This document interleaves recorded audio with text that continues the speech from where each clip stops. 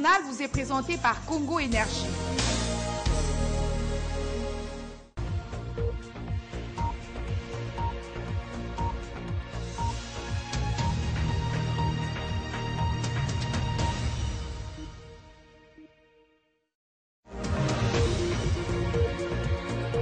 Au sommaire de ce journal de Congo Web, la télévision Autodéfinition, la sentence du procès Jean-Pierre Bemba à la CPI, prévue pour ce 15 mars 2015, au mouvement de libération du Congo, le rendez-vous est attendu avec optimisme.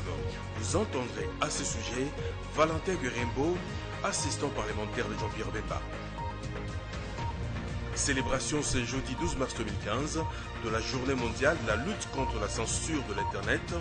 L'institution de cette journée vise à dénoncer la cybercensure et la fermeture de l'Internet à travers le monde.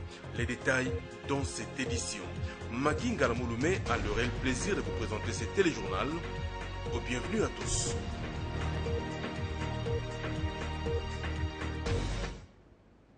Très heureuse de vous retrouver ce soir, mesdames et messieurs, bonsoir. Jour J-2 pour la sentence sur le procès Jean-Pierre Bemba à la Cour pénale internationale. Le rendez-vous est attendu avec optimisme et sérénité au mouvement de libération du Congo. Pour Valentin Guerimbo, assistant parlementaire du Chairman, le bruit du couloir à la CPI fait état de l'acquittement de Jean-Pierre Bemba. Jean Nungila et Peter Mfila, reportage. Valentin Guerimbo ne jure que par l'acquittement de Jean-Pierre Bemba. L'assistant parlementaire du Chairman motive son optimisme par le bruit qui court actuellement dans le couloir de la CPI. Personnellement, j'étais à La Haye en octobre et en novembre 2014. J'y étais encore en janvier en 2015. Au moment où nous parlons, Maman F. Bazaïba est là-bas. Toutes les informations à la possession du parti font état d'une libération définitive. Nous sommes même encouragés par les bruits qui circulent déjà en notre faveur. À l'instar de Mathieu Goudjolo qui a été acquitté par la Cour, Valentin Guerimbo anticipe le verdict de la CPI. Pour lui, Jean-Pierre Bemba va quitter la prison le 16 mars prochain. Mathieu Goudjolo a été accusé pour crime de guerre, crime contre l'humanité. Et vous savez que Mathieu Goudjolo vient d'être acquitté. Alors quand nous chutons sur le cas de Jean-Pierre Bemba, qui n'a pas été sur le terrain des opérations, qui a été à 2000 km de là où s'est déroulé les opérations, nous voyons mal comment on peut le condamner pour un jour de prison. Nous ne pensons pas. Nous sommes certains que Jean-Pierre Bemba sera libéré et il va franchir les portes de La Haye dès le 16 mars de cette année. Une libération qui, selon l'interfédéral du MLC, va bouleverser la vie politique nationale. Il invite les Congolais à rester en alerte. Nous disons à tout le monde que nous puissions rester tous sereins pour attendre la sortie de Bemba, parce qu'il m'a dit pour la dernière fois que tout le temps qu'il a passé à La Haye, finalement il se rend compte qu'il n'est plus que pour les Congolais. À sa sortie, il va travailler avec tout le monde. C'est ce qu'il m'a affirmé. Il me dit que ça aura été un bouleversement non seulement pour les partis, mais pour l'État congolais. Quitte ou double pour Jean-Pierre Bemba à la CPI, la sentence prévue pour ce 15 mars pourrait intervenir avant comme après cette date qui tombe un dimanche, jour non ouvrable. Autre titre d'actualité, le vice-premier ministre, ministre de l'Intérieur et Sécurité a remis officiellement à la CENI la liste de partis et regroupements politiques agréés. C'était ce mercredi dans la soirée au cours d'une brève cérémonie tenue à la vice-primature de l'Intérieur et Sécurité. Alpha Moukadi, commentaire. 477, c'est le nombre de partis politiques régulièrement inscrits et autorisés à œuvrer en RDC. À ces nombres, il faut ajouter 35 regroupements politiques agréés. Le vice-premier ministre, ministre de l'Intérieur et Sécurité, Évariste Bochab, a remis la liste de ces partis et regroupements politiques à la centrale électorale. Par ces gestes, le gouvernement s'acquitte d'une des contraintes relevées par la CENI pour la poursuite du processus électoral. Dans sa lettre du 4 mars, demandant aux membres du gouvernement de surmonter les contraintes exprimées par la CENI dans la mise en œuvre du calendrier électoral, le Premier ministre, chef du gouvernement, écrit, et je cite, « Je demande aux membres du gouvernement de ne ménager aucun effort afin que le gouvernement s'acquitte de ce qu'on attend de lui. » Fin de citation. C'est dans cette logique que nous répondons aujourd'hui et attend à la seconde contrainte relevée par la CENI s'agissant du ministère de l'Intérieur et Sécurité. Le vice-président de la CENI qui a réceptionné cette liste a remercié le gouvernement pour cette promptitude avant d'inviter les autres partenaires impliqués à faire de même. L'intervention ponctuelle du gouvernement dans les chronogrammes du processus électoral est un remède efficace qui conforte la bonne santé du dit processus. Nous ne pouvons que l'en féliciter et dire merci à ces animateurs pour leur sens d'engagement citoyen à consolider la démocratie dans notre pays. À noter que la liste de ces partis politiques remis ce jour était la seconde contrainte relevée par la centrale électorale pour l'organisation des élections crédibles et dans les délais.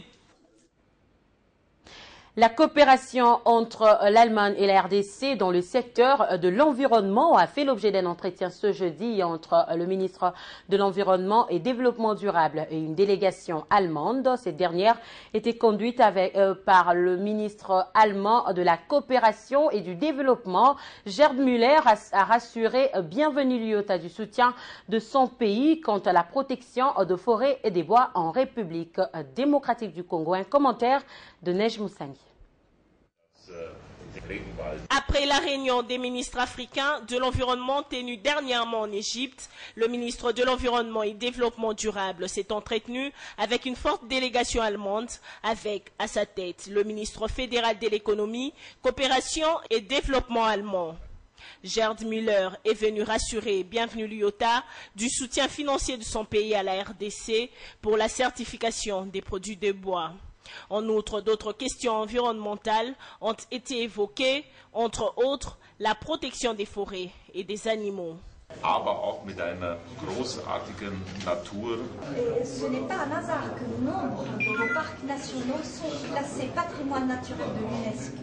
Donc, ce que nous faisons dans le cadre de la coopération, c'est soutien des forêts et la protection des animaux. Nous, la RDC, en termes financiers, mais au-delà du soutien financier, par la certification de produits de bois. Donc, nous mettons en place de nouvelles voies, de nouveaux débouchés pour les produits de bois issus d'une production certifiée. Et l'Allemagne est un débouché, donc un marché important pour les produits de bois certifiés. Quant à la tenue de la COP 21, l'Allemagne s'aligne du côté de la communauté internationale qui soutient la RDC dans sa participation en décembre prochain à la conférence sur les climats à Paris.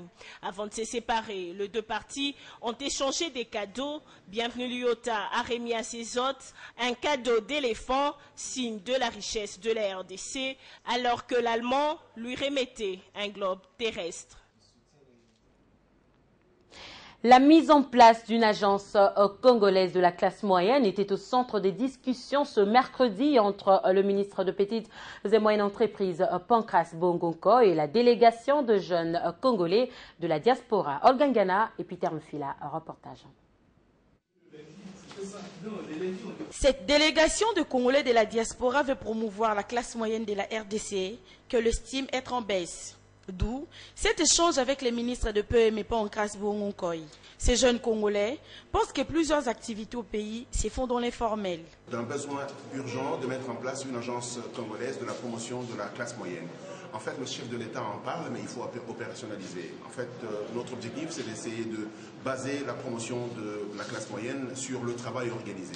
Nous avons énormément de travail qui se fait dans l'informel, dans beaucoup de métiers. L'objectif pour nous, c'est de créer une véritable chambre qui va faire la promotion et la professionnalisation des métiers dans notre pays et faire, à l'image de ce qui se passe en France, au Maroc, au Sénégal, au Canada, aux États-Unis, une professionnalisation de la classe moyenne par le travail.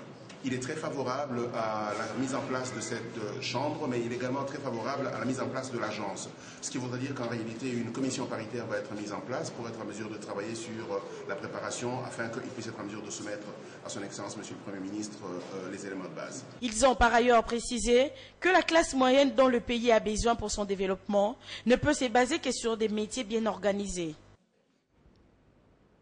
Vous le savez, la communauté financière internationale célèbre la Semaine mondiale de l'argent, une occasion pour le programme d'éducation financière de l'APROSEC d'organiser une conférence débat sur l'épargne. L'objectif est d'accroître la culture d'épargne et de crédit en République démocratique du Congo. L'activité s'est déroulée ce jeudi à Notre-Dame des Fatima. Ambroise Mamba et Alain Bianga.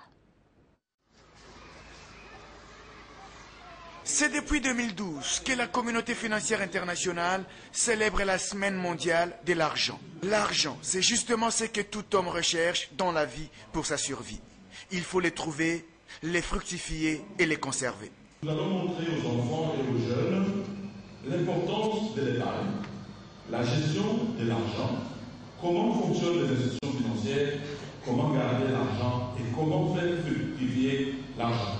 L'objectif global de la semaine est de promouvoir l'inclusion financière des enfants et des jeunes en vue de les préparer à avoir un bon comportement face à l'argent et aux institutions financières. Le programme d'éducation financière des coopératives d'épargne du Congo invite les Congolais à épargner.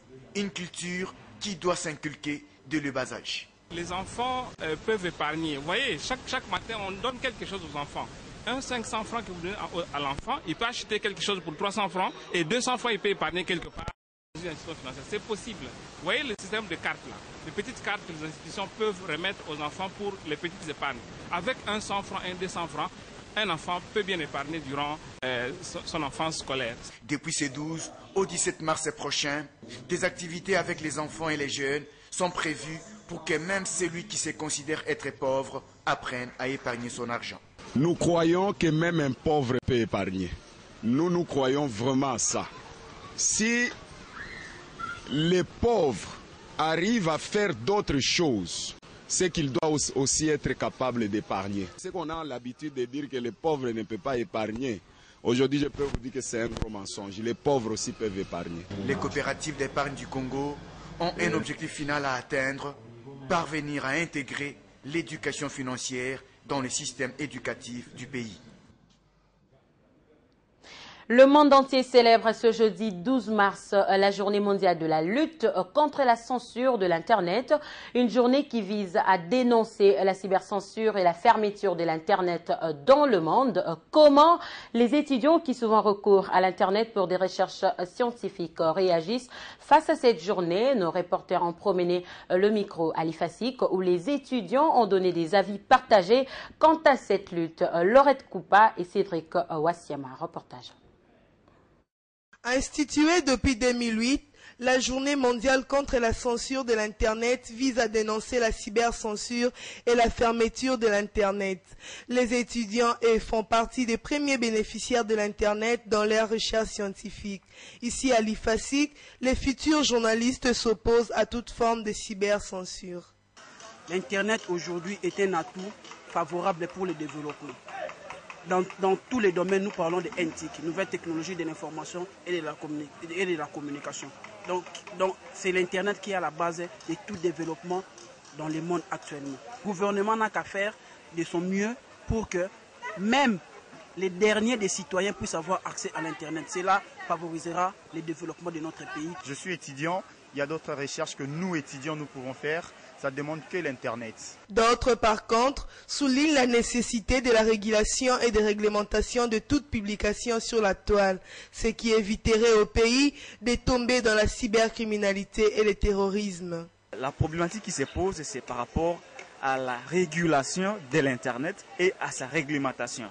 C'est là où se pose le problème, parce que par rapport à sa force aujourd'hui, pas mal de pays, surtout le pays très avancé, sont victimes des attaques. Vous vous rappelez, les États-Unis récemment ont été attaqués par les pirates. Vous vous rappelez combien de terroristes sont recrutés par Internet.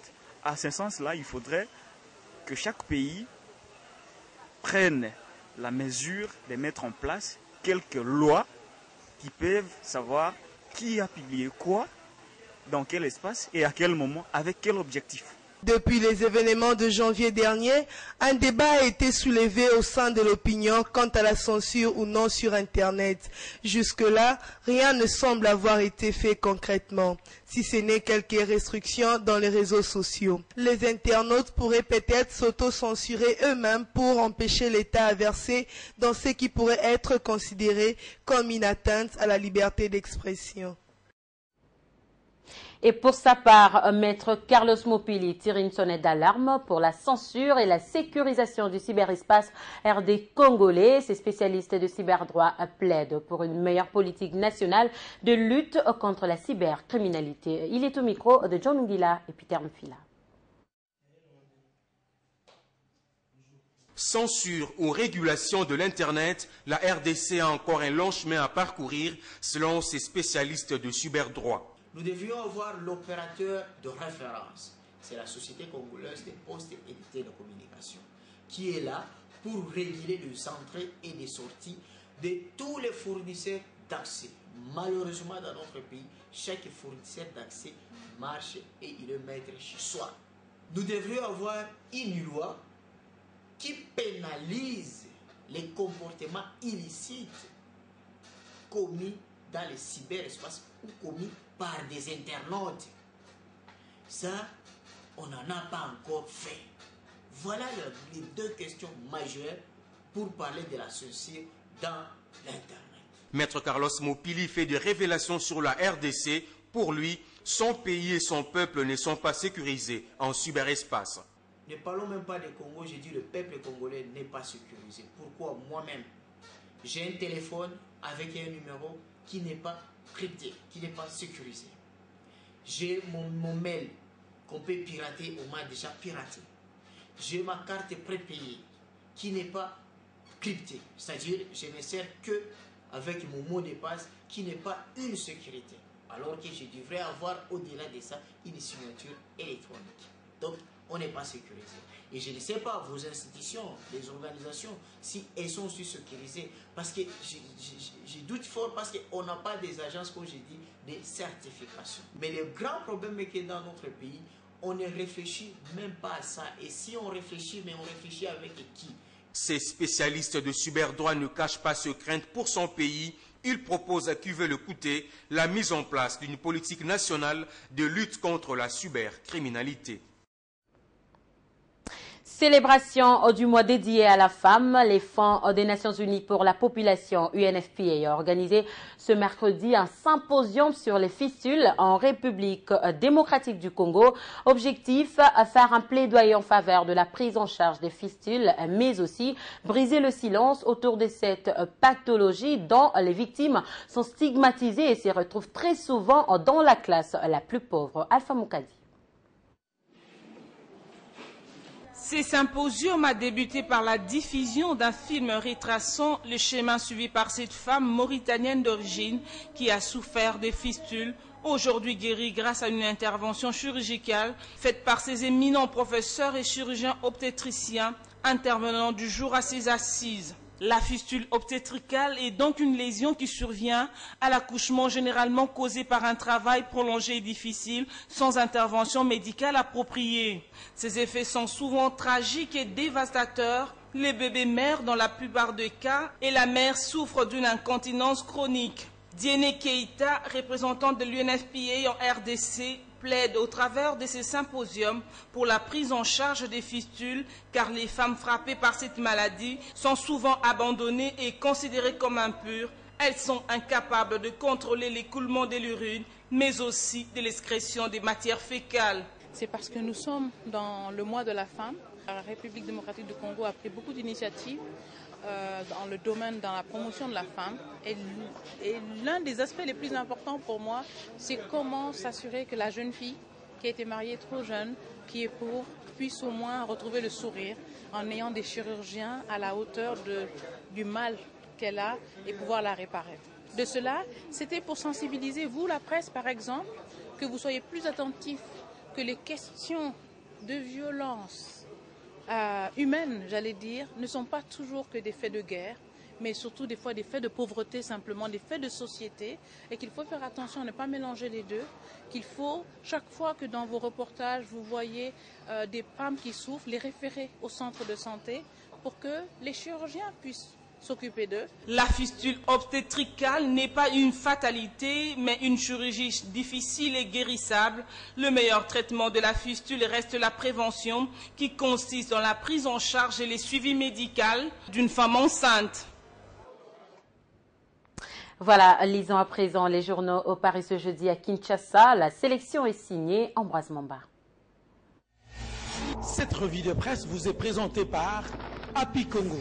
Happy Congo, c'est construire sa maison moins chère, rapide, solide et durable avec isolation thermique et acoustique garantie.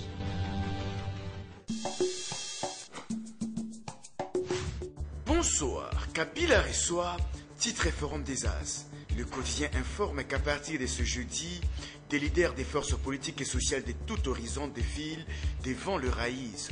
Les confrères soutiennent que ceci semble être un signe avant-coureur d'une grande initiative politique. Il sera question pour le président de la République d'écouter chacun de ses interlocuteurs sur les enjeux politiques de l'heure. L'enjeu majeur du moment, c'est la présidentielle de 2016. S'agissant justement de l'élection 2016, la Percée Plus fait remarquer que la majorité présidentielle est déjà en guerre. La consoeur constate que cette guerre est partie de l'affaire de l'épouse d'Adolphe Muzito à Bruxelles avant de s'aggraver à la plateforme présidentielle. C'est presque les combats de leadership où certains cadres de la MP s'entretuent à la recherche de la popularité dans leur bastion politique. Quant au calendrier électoral global, le libre débat note que Joseph Kabila est la principale cible de la communauté internationale. Selon le graphique, le fait pour beaucoup d'exiger en priorité la présidentielle et les législatives prouve que la principale cible de l'Occident, c'est Joseph Kabila. Pour clouer au pilori le chef de l'État, l'ONG Oxfam vient de publier un rapport intitulé « L'insécurité sécurisée », rapport dans lequel elle soutient que les autorités congolaises sont incapables de contrôler l'ensemble du territoire national. Moïse Katumbi quitte le Katanga mais pas la politique, renseigne la République. Selon la consoeur, Moïse Katumbi, en mettant les pieds dans la politique, a toujours rêvé un Congo nourritier de ses citoyens. C'est l'objectif non encore atteint pour imaginer le chairman du TP Mazembe prendre congé de la politique. Dans l'entourage du gouverneur du Katanga, le climat est serein, comme pour dire que sa démission annoncée n'a rien à voir avec quitter la politique. S'agissant de la Cour constitutionnelle, la prospérité signale qu'enfin, Félix Mvundwawe et 8 juges seront installés. Cette fois-ci, c'est la bonne. Les membres de la Cour constitutionnelle vont prêter serment en marge de leur installation devant les 2 chambres du Parlement. Ce sera dans la matinée de samedi 21 mars prochain. Sauf changement de dernière minute, le chef de l'État, Joseph Kabila, devra assister à cette cérémonie. Exploitation forestière, le secteur du bois, toujours chaotique en RDC, note enfin les dépêches de Brazzaville. Selon les tabloïds, près de 90% du bois produit en RDC l'est en dehors de tout cadre légal sans que l'autorité étatique concernée ne puisse faire valoir un droit de regard sur des transactions souvent opérées dans la stricte opacité. C'est une observation de Greenpeace et Transparency International qui illustre le niveau de désastre qui gangrène les secteurs, quoique la réforme du code forestier ait été entreprise en 2002. Bonsoir. Cette revue de presse vous a été présentée par Happy Congo. Happy Congo, c'est construire sa maison moins chère, rapide, solide et durable avec isolation thermique et acoustique garantie. Fin de cette session d'information coordonnée par John Lungila. Mesdames et messieurs, je vous retrouve demain à la même heure et sur la même chaîne. Au revoir.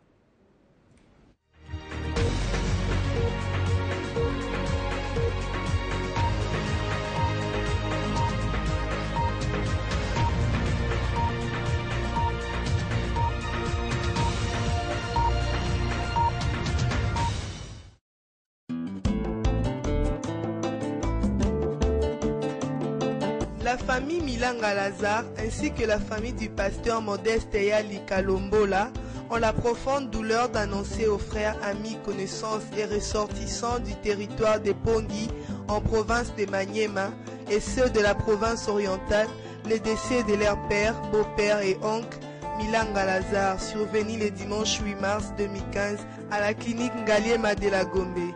Les programmes des obsèques se présentent comme suit. Levée du corps de la morgue est prévue pour le vendredi 13 mars 2015 à 12h. Exposition du corps au terrain situé en face du camp Babylone dans la commune de Kitambo. L'inhumation aura lieu le samedi 14 mars 2015 au cimetière de Mbenseke, Nouvelle Cité. Ces communiqués tient lieu de faire part.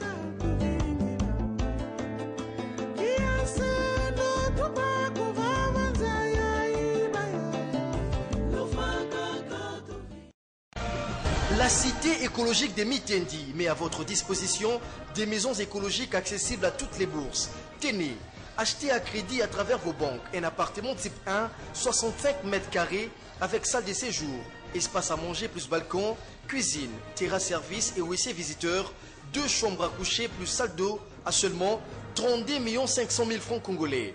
Appartement type 2, 100 mètres carrés, salle de séjour, espace à manger, balcon, cuisine, terrasse service plus WC visiteur, 3 chambres à coucher plus 2 salles d'eau à seulement 55 millions de francs congolais. Ce n'est pas tout. Logement type 1, 132 mètres carrés, au rez-de-chaussée avec salle de séjour, espace à manger, terrasse jour, cuisine plus terrasse service plus WC visiteur.